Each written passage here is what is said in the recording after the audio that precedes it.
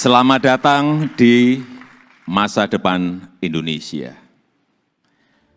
Sudah berkali-kali saya sampaikan bahwa kepindahan ibu kota negara ke Nusantara adalah bukan sekedar memindah gedung kementerian. Bukan itu. Bukan juga hanya pindah istana presiden. Bukan itu. Bukan juga memindahkan gedung wakil presiden ke Nusantara. Juga bukan itu. Bukan itu. Bukan fisiknya yang ingin kita pindahkan. Tetapi yang ingin kita bangun adalah budaya kerja baru, mindset baru, dan IKN sebagai basis ekonomi baru.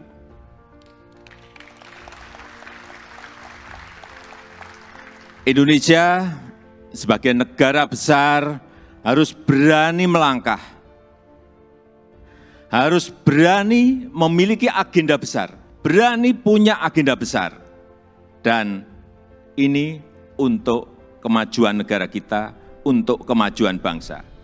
Dan jika kita tidak berani transformasi dari sekarang sampai kapanpun, kita akan sulit jadi negara maju. Dan untuk keberlanjutan IKN Nusantara, ini juga sudah sering saya sampaikan, Bapak Ibu, sekali lagi, tidak perlu ragu, tidak perlu bimbang. Karena apa? Payung hukumnya itu sudah jelas. Payung hukumnya sudah jelas, yaitu Undang-Undang Nomor 3 Tahun 2022. Dan itu, ini juga kita harus tahu semuanya, itu sudah disetujui 93% dari fraksi-fraksi yang ada di DPR. Loh, kurang apa lagi? Kalau ada yang masih belum yakin, kurang apa lagi? Nanti sampaikan. Kurang apa lagi? Jadi sekali lagi, sudah tidak perlu lagi untuk dipertanyakan. Ini ada Ketua MPR ada di sini, Pak Bambang Susatyo juga. Kembali lagi, kita ingin menghadirkan pembangunan yang Indonesia sentris, bukan Jawa sentris. Karena Indonesia ini bukan hanya Pulau Jawa.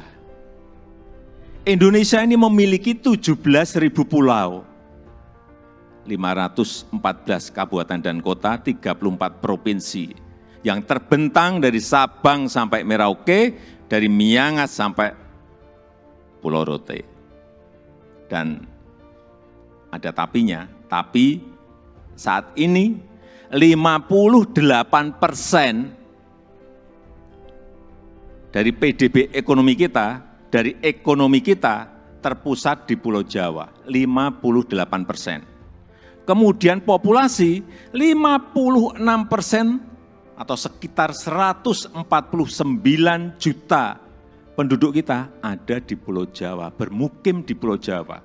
Betapa Pulau Jawa ini sangat terbebani dengan jumlah yang sangat besar itu.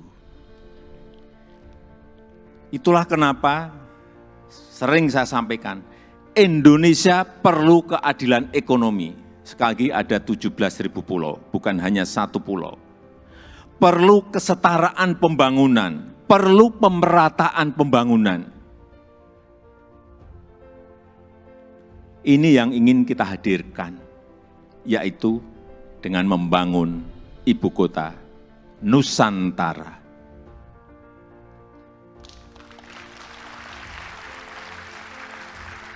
Nusantara adalah kota pintar masa depan yang berbasis hutan dan alam.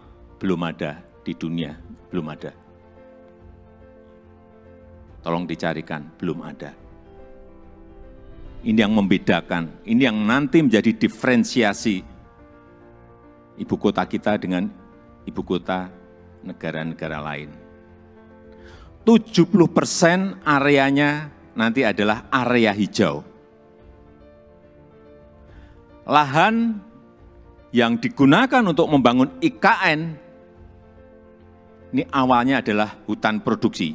Jangan ada yang keliru bahwa ini hutan alam, bukan. Hutan produksi.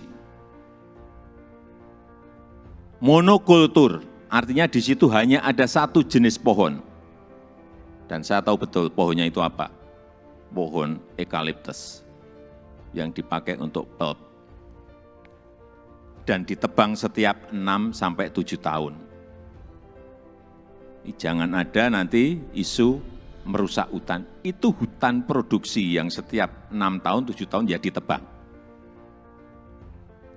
Ini yang kita ingin kembalikan, justru nantinya ingin kembali jadi hutan heterogen dengan pohon asli dan endemik dari Kalimantan. Sehingga kita harapkan nanti menjadi hutan hujan tropis lagi, tropical rainforest lagi di Kalimantan.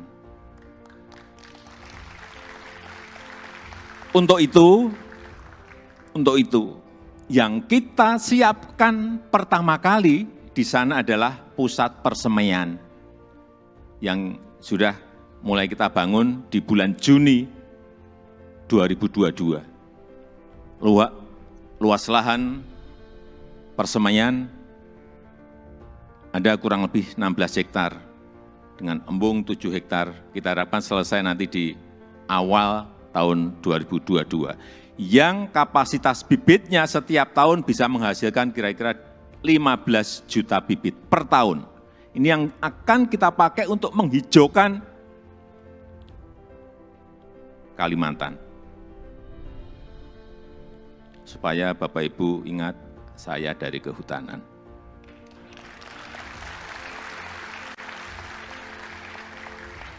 Saya waktu menerangkan di persemaian di Kalimantan, dari A sampai Z, ini pohon apa, ini pohon apa, ini pohon saya apa semua.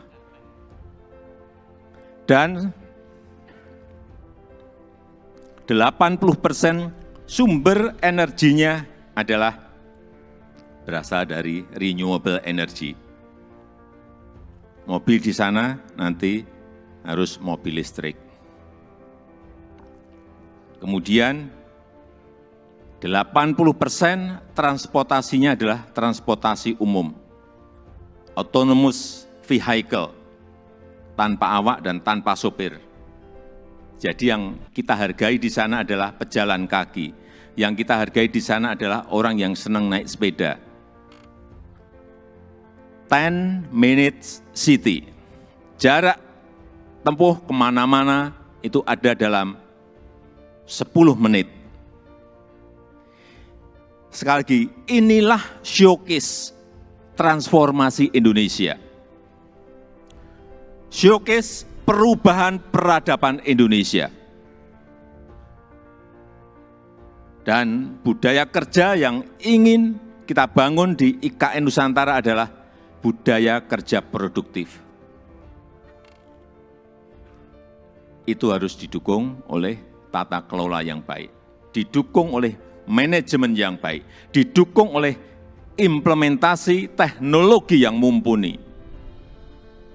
Smart living, smart city, layanan masyarakat lewat aplikasi, akte lahir, akte nikah lewat HP, paperless, Ini yang ingin kita bangun.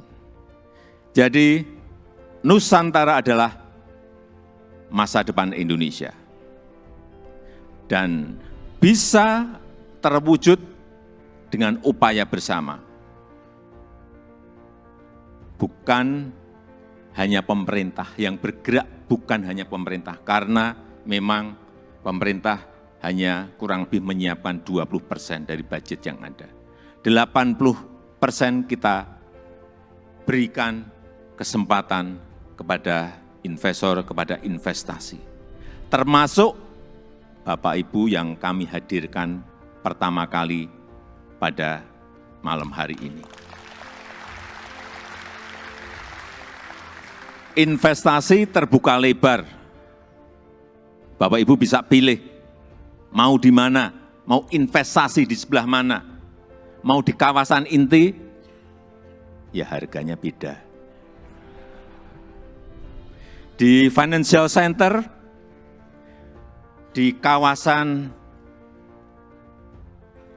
healthcare center, di kawasan education center, di housing area, di tourism area, silahkan. Saya sampaikan ini adalah kesempatan pertama dan kesempatan emas yang tidak akan terulang lagi. Inilah saatnya mencatat sejarah Indonesia dan inilah saatnya melakukan lompatan, inilah saatnya kita semua menjadi pelaku sejarah Indonesia masa depan. Dan dengan upaya kita bersama, dengan semangat gotong royong kita bersama, saya yakin 17 Agustus 2024 kita bisa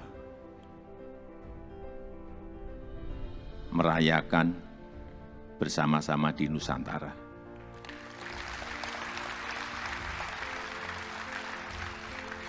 Terima kasih.